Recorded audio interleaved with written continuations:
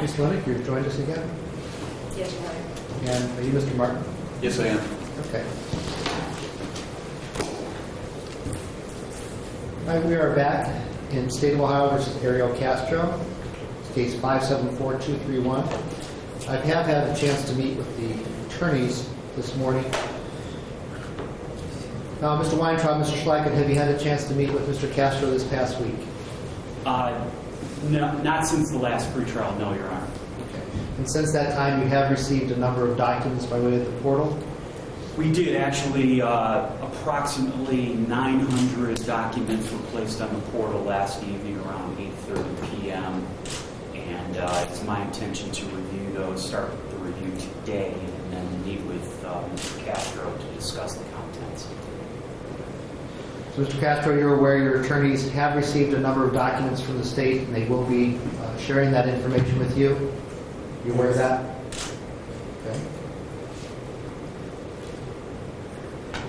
I note that we do have a demand for discovery that was filed on behalf of the defense, and Mr. Thomas, you indicated that you have just provided a number of documents, and there are more to come. Is that correct? That's correct.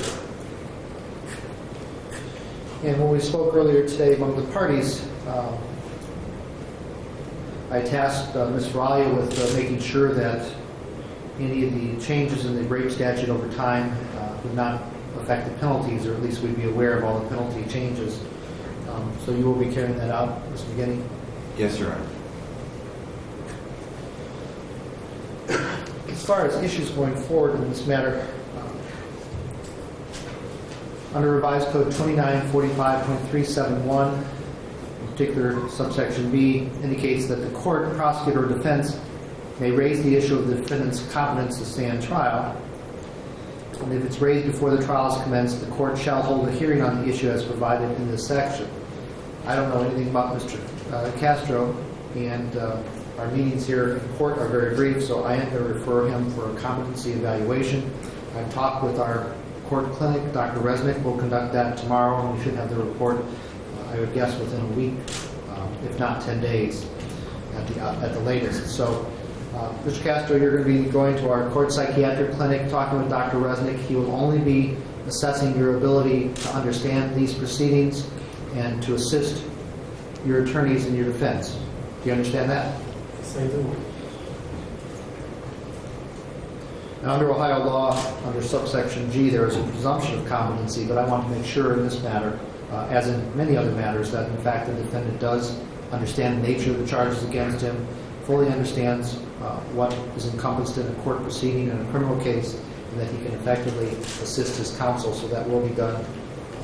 And the court clinic has been gracious enough to do it on an expedited basis, so it would not delay any trial issues here. Your Honor, if we may, for the record. Yes. The state fully concurs. There's absolutely no problem. We are not part of the motion in any way to seek a competency evaluation. We understand your desire to protect the record, make sure he is competent in any decisions he's making. We have absolutely no doubt from the hours of tape and other evidence that he's entirely competent, knows exactly what he's doing now and did that.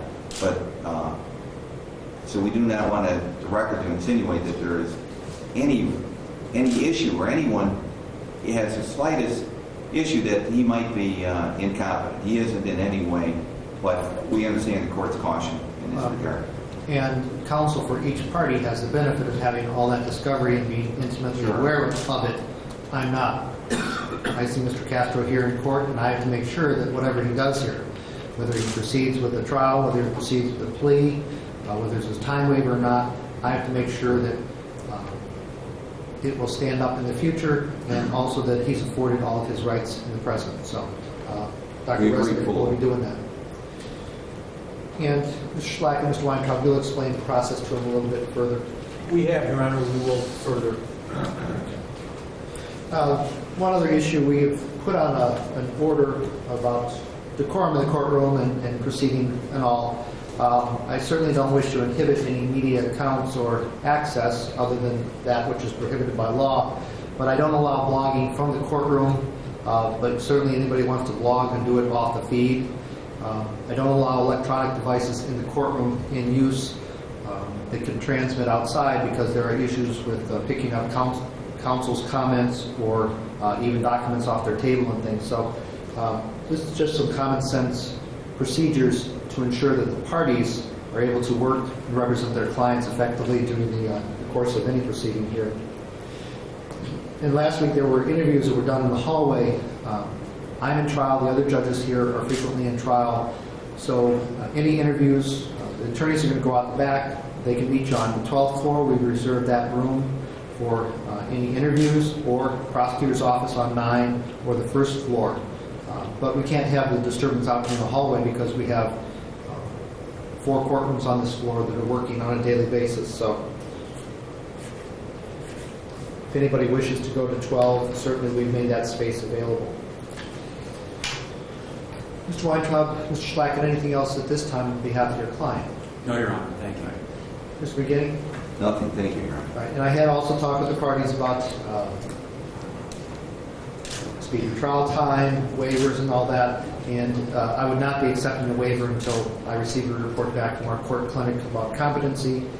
Mr. McGinney, you've indicated that there are additional charges that will be sought through the grand jury in the near future.